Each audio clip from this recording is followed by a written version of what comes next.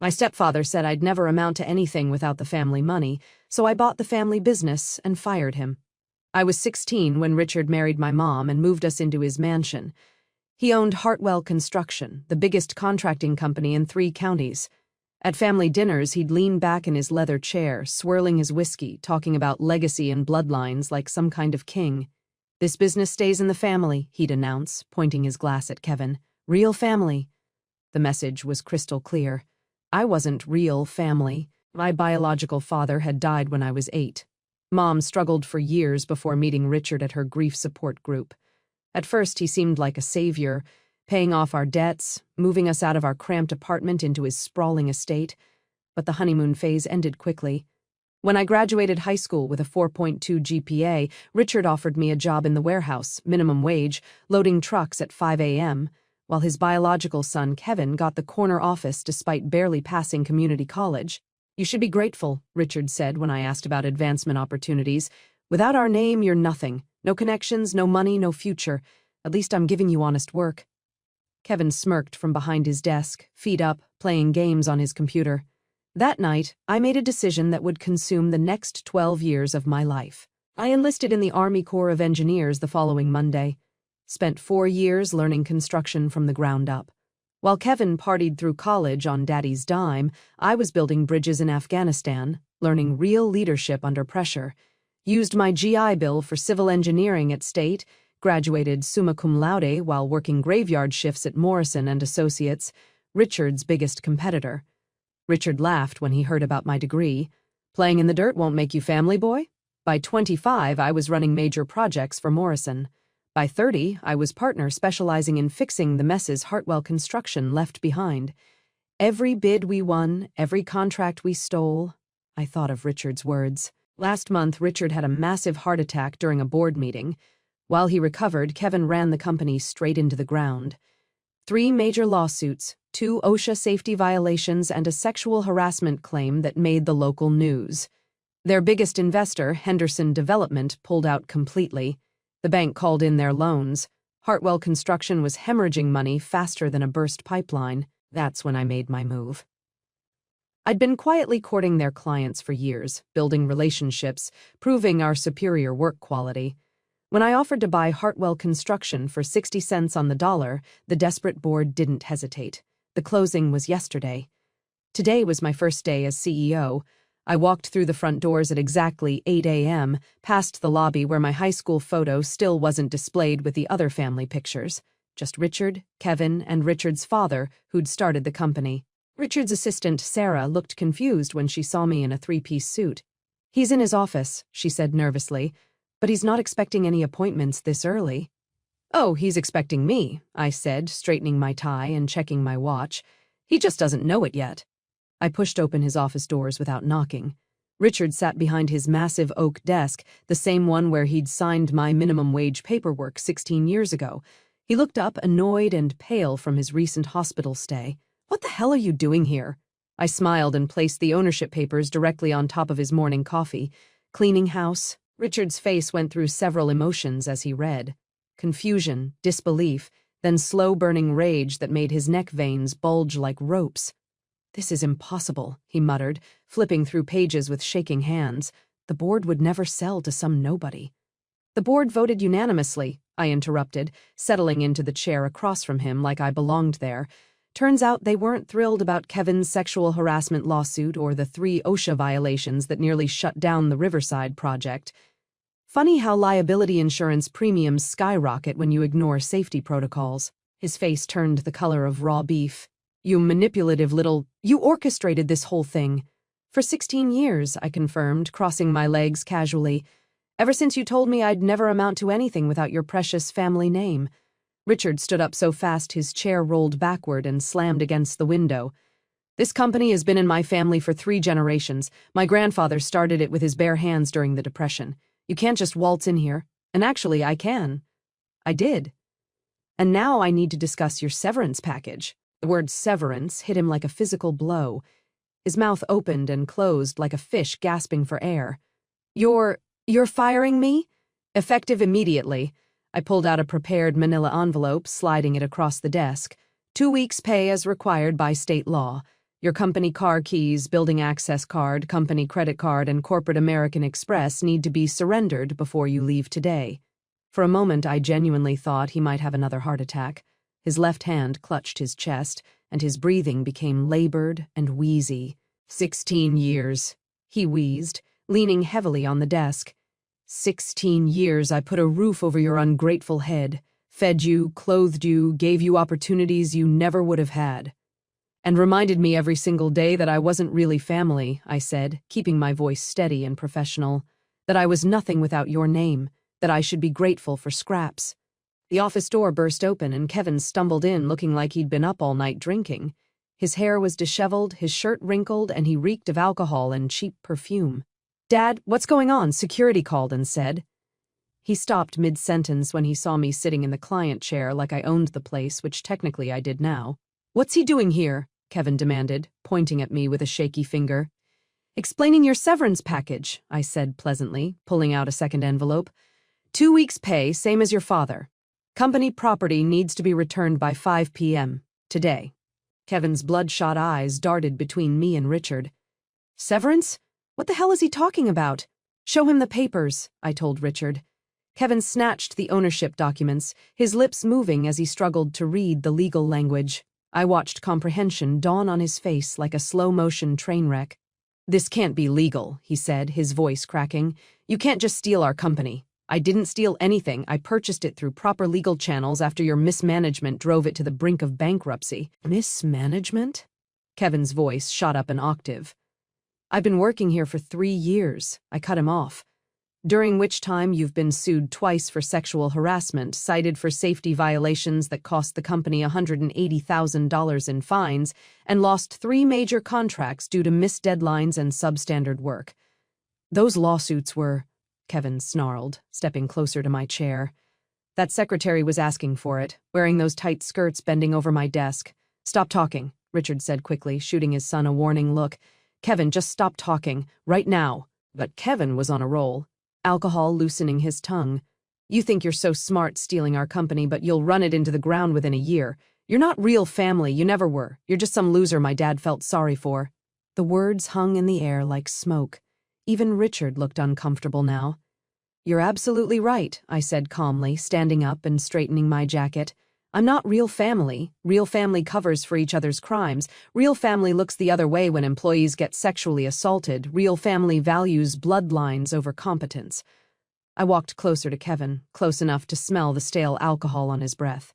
"But I am real competition, and I've been beating you at that for years." The office door opened again, and 2 professional security guards entered. Not Richard's usual rental cops, but real professionals I'd hired that morning. "Gentlemen," I said to the guards, "please escort these 2 off the property. They're no longer employed here and need to collect their personal belongings under supervision." Kevin started to argue, but one of the guards, a former Marine who looked like he could bench press a truck, stepped forward with his hands clasped behind his back. "Sir, we can do this the easy way or the hard way. Your choice." Richard put a restraining hand on Kevin's arm. "Let's go, son. We're done here." As they reached the door, Richard turned back one last time. His face had aged 10 years in the past hour. "This isn't over," he said quietly. "Yes, it is," I replied, settling into his chair. "My chair now. It's been over for years. You just didn't know it yet." After they left, I called Sarah into the office. "Sarah, I need you to schedule an all-hands meeting for 10 a.m. in the main conference room. Everyone, office staff, foremen, project managers, even the crew leads if they can get here from job sites." She nodded eagerly. In 20 years of working for Richard, she'd never been asked for input or treated with basic respect. Should I order coffee and donuts?" she asked hesitantly. "Absolutely. This is going to be a long meeting and we have a lot to discuss." By 10 a.m., the conference room was packed. Some people stood along the walls because we'd run out of chairs. Foremen, still covered in concrete dust, sat next to office administrators in pressed shirts. I'd never seen the entire company in one room before. "Some of you have been here longer than I've been alive," I began, looking around the room at faces, both familiar and new. "You've built this company with your sweat, skill, and dedication. Under new management, that work will finally be valued and rewarded properly." A murmur rippled through the crowd. "First, let's address the elephant in the room. Yes, I've purchased Hartwell Construction. Yes, Richard and Kevin are no longer with the company, and yes, this means significant changes are coming. Mike Rodriguez, the crane operator Richard had threatened to fire for questioning unsafe practices, raised his hand. What about the projects Kevin screwed up? The Henderson job is a complete nightmare. We're 3 weeks behind schedule, and the foundation work has to be completely redone. I've reviewed all active projects, I said, pulling up a presentation on the wall-mounted screen. Henderson will be completed correctly, even if it takes longer and costs more initially. Our reputation depends on delivering quality work, not cutting corners to boost short-term profits. I clicked to the next slide, showing a detailed breakdown of every active project, their current status, and proposed remedies. The Riverside project will undergo complete environmental remediation. Yes, it'll cost us $200,000, but it's better than the federal investigation we were heading for. Tom Wilson, a foreman who'd been with the company for 15 years, spoke up. What about the rest of us? Are there going to be layoffs? No layoffs for performance-related reasons. In fact, I'm implementing immediate changes that will benefit everyone in this room. I clicked to the next slide. New company policies and benefits effective immediately. Profit sharing for all employees after 6 months of employment. Safety bonuses for accident-free projects. Educational reimbursement for anyone wanting to improve their skills. Promotion based on merit and performance, not family connections. The room buzzed with excitement. These were benefits they'd never dreamed of under Richard's leadership. Additionally, we're implementing a zero-tolerance policy for sexual harassment, discrimination, and workplace bullying. Everyone will undergo professional training, including management, especially management. I looked directly at several of the older foremen who'd been part of the boys' club culture. We're also establishing an anonymous reporting system for safety violations and workplace issues. No one should ever fear retaliation for raising legitimate concerns. Sarah raised her hand. What about administrative changes? Personnel? You keep your job, Sarah. In fact, you're getting a significant raise and a new title. Executive Assistant to the CEO. Your institutional knowledge is invaluable. The relief on her face was visible from across the room.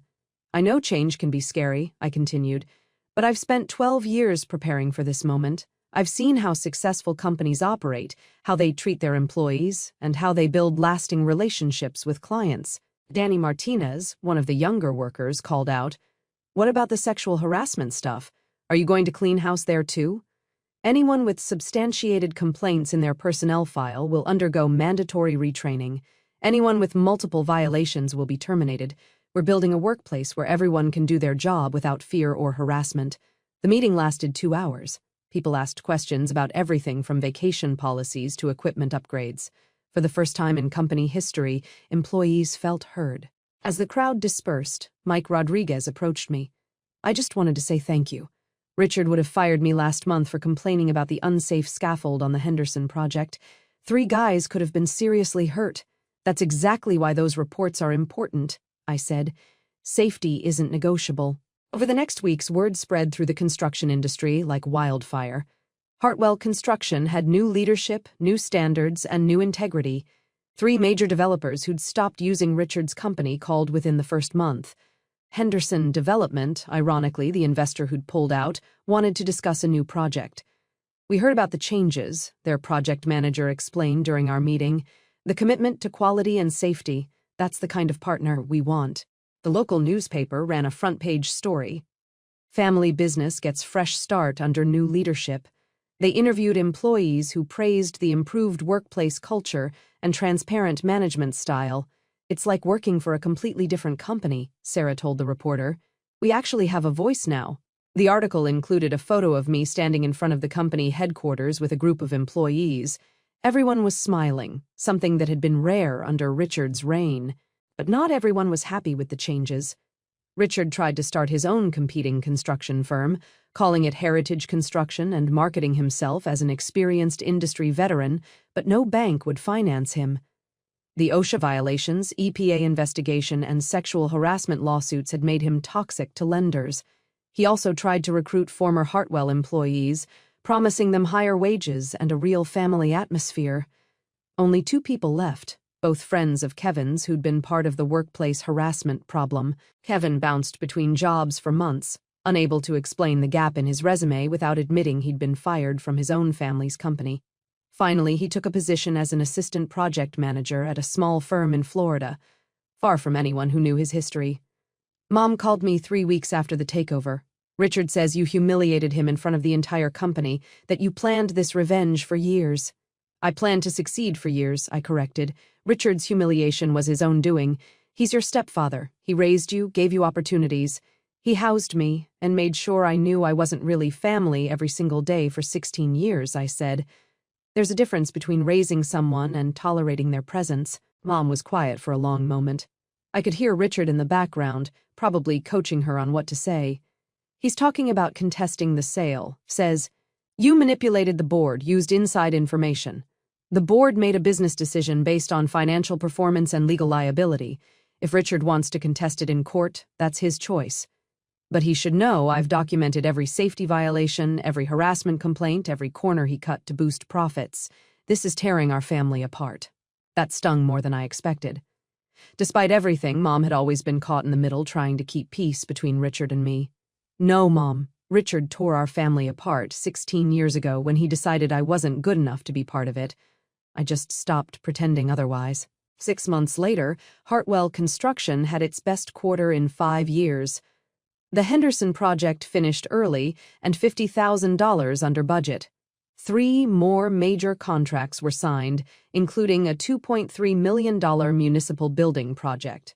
I hired Jessica Chen as head of HR, a woman with extensive experience in workplace safety and equality. Sexual harassment training became mandatory for all employees, from entry-level workers to senior management. Safety violations dropped to 0.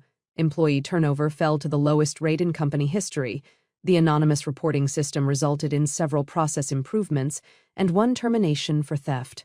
Morale was so high that employees voted to give me a plaque that read to the boss who listens. It sits on my desk where Richard's picture of Kevin used to be. The success attracted attention from industry publications. Construction Today ran a feature article titled, How New Leadership Transformed a Struggling Family Business. They highlighted our safety record, employee satisfaction, and rapid financial turnaround.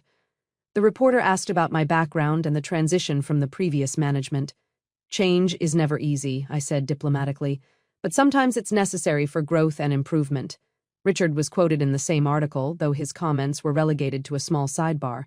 I built that company from nothing, he said. Some people don't appreciate family loyalty or tradition. The contrast was stark. My interview focused on employees, safety, and future growth. His was bitter complaints about the past. A year after the takeover, I received an unexpected visitor. Maria Santos, a recent civil engineering graduate, sat in my office with her resume and a determined expression. I heard you judge people by their work, not their connections, she said. Every other company I've applied to wants to know who my father is or whether I'm planning to get married and have kids. I hired her as a project engineer. On her first day, I took her to the Riverside project, the one we'd remediated properly despite the cost. This is what we do here, I told her as we stood in the construction trailer looking at blueprints spread across the table. We build things that last. We do it safely. We do it right. She nodded eagerly, hard hat gleaming in the fluorescent light. And Maria, I added, in this company, family is what you make it, not what you're born into. Maria proved to be exceptional. Within 6 months, she was leading her own small projects. Within a year, she was managing major construction phases. Her attention to detail and safety-first approach impressed clients and colleagues alike. The Henderson development project became a showcase for our new approach. When completed, it was featured in Architectural Digest as an example of sustainable construction practices. The safety record was perfect. Not a single reportable incident over 8 months of construction. Henderson CEO Patricia Wells called me personally to discuss future projects. We've worked with dozens of contractors over the years, she said. Your team's professionalism and attention to detail is exceptional. We'd like to discuss an exclusive partnership for our next development phase. That contract was worth $15 million over 3 years, but success brought new challenges. Our rapid growth required hiring additional staff and expanding our equipment fleet. I needed experienced project managers who could maintain our standards while handling larger, more complex projects. That's when I made a decision that surprised everyone, including myself. I reached out to some of Richard's former competitors, contractors who'd lost business to Hartwell's corner-cutting practices over the years. Several experienced professionals were eager to join a company with our reputation for integrity. James Patterson, a project manager who'd been blacklisted by Richard for refusing to falsify inspection reports, became our director of quality control. "I never thought I'd work for Hartwell Construction," he admitted during his interview. "But what you've built here isn't the same company." Within 2 years, we'd grown from 85 employees to 150. The company culture remained strong because we hired people who shared our values, not just our need for workers. Employee satisfaction surveys consistently rated us among the top construction companies in the region. Safety awards lined the conference room walls. Client retention was 95%. Richard's attempts to compete grew increasingly desperate. Heritage Construction bid unrealistically low on several projects, trying to undercut our prices. When they inevitably went over budget, clients came to us to finish the work properly. The irony wasn't lost on anyone in the industry. We were cleaning up Richard's messes again, just like the old days at Morrison and Associates. One autumn afternoon, Kevin showed up at our office unannounced. Security called me before letting him into the building. I found him in the lobby looking older and worn down. His clothes were rumpled and he'd lost weight in an unhealthy way. "I need a job," he said without preamble. "Kevin, I know what you're thinking, but I've changed. The lawsuit in Florida, the drinking. I went to rehab. I've been sober for 4 months. I studied his face, looking for signs of the entitled, aggressive person he'd been. He seemed genuinely different, humbled even. What happened in Florida? Same thing that happened here. Sexual harassment complaint. Fired for cause. But this time, I didn't have Daddy to protect me. I had to face what I'd become." He pulled out his phone, showing me pictures of a therapist's certificate and AA attendance records. "I'm not asking for special treatment. Start me in the warehouse, minimum wage. I just need a chance to prove I can change." It was one of the hardest decisions I'd ever made. Every rational part of my brain said to refuse. Kevin had been part of the toxic culture that had nearly destroyed the company. But looking at him, really looking, I saw something I'd never seen before. Humility, genuine remorse. "You'd report to Maria Santos," I said finally. "She's running our new equipment maintenance program. Any problems, any harassment, any attitude issues, any relapse, and you're gone permanently."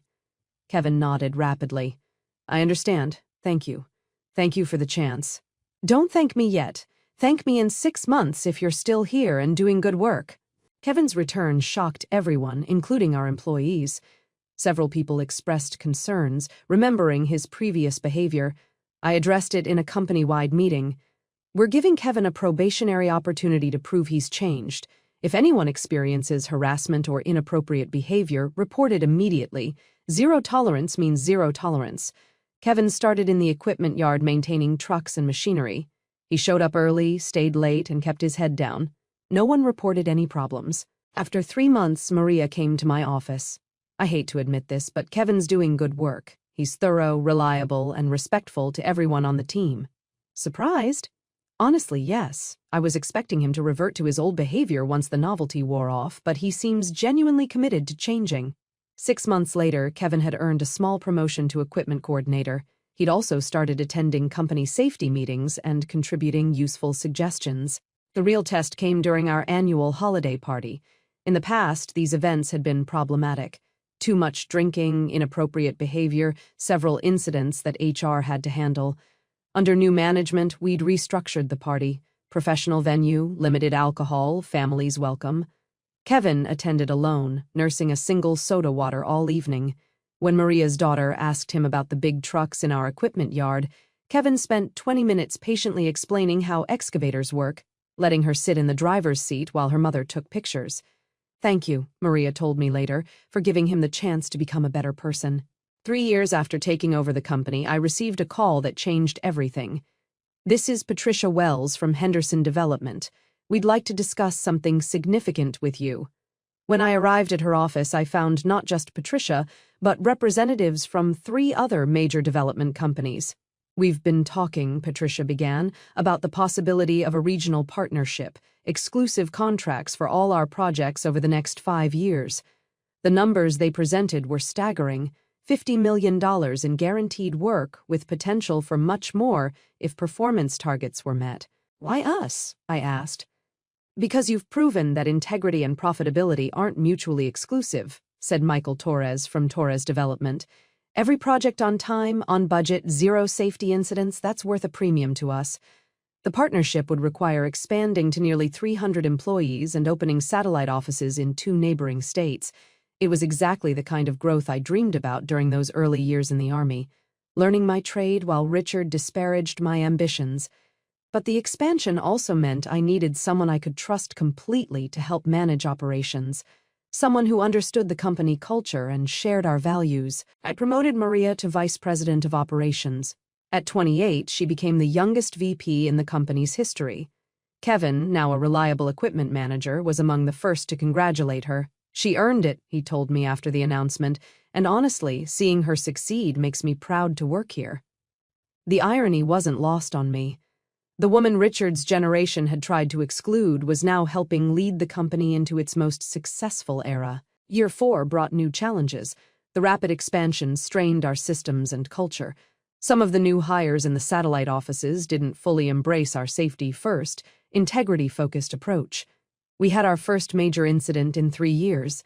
A worker fell from scaffolding at the Riverside Phase 2 project, suffering a broken leg. The investigation revealed that proper safety protocols hadn't been followed. I flew to the satellite office the next day and shut down all operations until every worker completed refresher safety training. The delay cost us $75,000, but it sent a clear message about our priorities. "We don't compromise on safety," I told the assembled crews. "Ever. I don't care about deadlines or budget pressures. Everyone goes home healthy every day." The incident also revealed gaps in our management structure. The satellite office supervisors were experienced, but they hadn't fully internalized our culture. I instituted quarterly culture assessments and mandatory leadership rotations between offices. Every supervisor spent at least 1 month per year at headquarters, working directly with our core team. The investment paid off. By year 5, all 3 offices operated with consistent standards and culture. Safety incidents remained near zero. Employee satisfaction stayed high across all locations, but success brought unexpected personal challenges. Mom called one evening, her voice strained. "Richard's in the hospital, the doctors say. They say it's pancreatic cancer, stage 4. The news hit harder than I expected. Despite everything, I'd never wished for Richard to suffer. "How long?" I asked. "Weeks, maybe a month, he's asking for you." The hospital smelled like disinfectant and despair. Richard looked frail in the narrow bed, attached to machines that beeped and hummed. The proud, domineering man who'd controlled my adolescence was gone, replaced by someone who looked fragile and scared. "I didn't think you'd come," he said when I entered the room. "Mom asked me to." We sat in uncomfortable silence for several minutes. Finally, Richard spoke. "I was wrong about you, about a lot of things."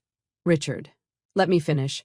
I was threatened by you from the beginning. Smart kid, motivated, reminded me of myself at that age, but you weren't my blood and I couldn't handle the idea that you might be better than Kevin." He coughed, a harsh sound that seemed to hurt. "I spent 16 years trying to keep you small because I was afraid you'd eclipse my son. Turns out that's exactly what happened. Anyway, Kevin's doing well now," I said. "He's changed, really changed." Richard's eyes widened. "You hired him?" "Gave him a chance to prove he'd grown up. He earned his place on the team. After everything he did, everything I did, people can change if they want to badly enough. Kevin wanted to. I'm not sure you ever did." Richard was quiet for a long time, staring at the ceiling tiles. "The company looks good, really good. Better than I ever managed. We've been lucky. Good people, good projects." "Luck." He laughed, a bitter sound. "You turned a failing business into a regional powerhouse in 5 years. That's not luck. That's vision and leadership." He turned to look at me directly. "I'm proud of what you've built. Proud of who you became. I should have said that years ago. Richard, and I'm sorry for all of it, for making you feel unwelcome in your own home, for telling you that you'd never amount to anything, for wasting 16 years being afraid of my own stepson." I felt tears starting and blinked back. "I forgive you," I said, surprised to find that I meant it. Richard died 2 weeks later. Kevin flew back for the funeral, taking bereavement leave from his job with us. The service was small, family, a few old business associates, some employees from the Heritage construction days. I gave one of the eulogies, talking about Richard's role in founding the modern Hartwell construction, carefully avoiding the darker chapters of our relationship. After the service, Kevin approached me. Thank you for what you said and for everything, giving me a job, a chance to prove I'd changed. I know it wasn't easy. Everyone deserves a second chance if they're willing to work for it. Dad was right, you know. You became everything he was afraid you'd become, everything he wished he could be. 6 months after Richard's death, Henderson Development offered us our biggest project yet, a $25 million mixed-use development that would anchor downtown revitalization efforts. The contract signing was held in the same conference room where Richard had first offered me that minimum-wage warehouse job 16 years earlier. Standing at the head of the table, surrounded by employees who trusted me and clients who respected our work, I thought about the scared teenager who'd enlisted in the army rather than accept Richard's limitations. That kid could never have imagined this moment, leading a company of 300 people, partnered with the biggest developers in the region, financially secure beyond anything Richard had ever achieved. But more than the money or prestige, I was proud of the culture we'd built. A workplace where Maria could rise to VP based on talent, where Kevin could redeem himself through hard work, where safety and integrity weren't negotiable. As I signed the contract, I glanced at the wall where Richard's portrait had once hung. In its place was a group photo from our latest safety awards ceremony. 150 smiling faces representing the real heart of Hartwell Construction. After the clients left, I found myself alone in the conference room, looking out at the construction yard where I had once loaded trucks for minimum wage. Sarah knocked on the doorframe. "The new business cards arrived," she said, handing me a box. "Thought you might want to see them." I opened the box and pulled out a card. Michael Hartwell, Chief Executive Officer, Hartwell Construction, Building Excellence Together. For the first time, my last name was printed on a Hartwell Construction business card. Not because I'd married into the family or inherited the position, but because I'd earned it. That evening, I called Mom. "The funeral was beautiful," she said. "Richard would have been pleased." "How are you doing?" "Really? Better than I expected. The house feels empty, but peaceful for the first time in years." "Peaceful. What will you do now?" "I was thinking about traveling, maybe visiting you at the office, seeing what you've built. I'd like that." "Michael?" "Yeah, I'm proud of you. I should have said that years ago, but I'm saying it now. I'm proud of the man you became and the business you've built." After hanging up, I walked through the office one more time before heading home.